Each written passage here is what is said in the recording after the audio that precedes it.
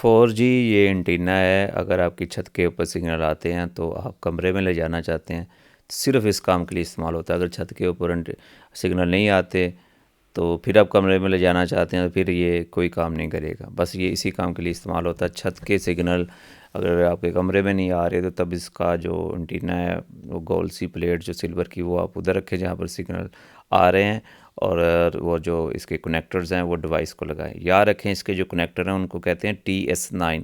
जिस भी डिवाइस को, चाहे वो PTCL है, जैज़ है, चाहे यूफोन है, जिस भी डिवाइस को TS9 कनेक्टर लगते हैं ये उसी को लगेगा। इसकी कीमत जो है वो 4000 रुपये इसकी कीमत है, और जो इसकी वायर है वो 60 फीट के करीब है, उसके करीब तार होगी, थोड़ी बहुत कम भी हो सकती है।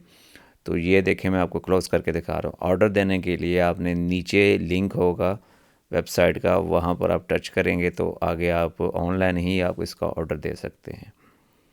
जैसे ही आप ऑर्डर करेंगे तो मैं खुद आपसे रब्ता कर लूँगा।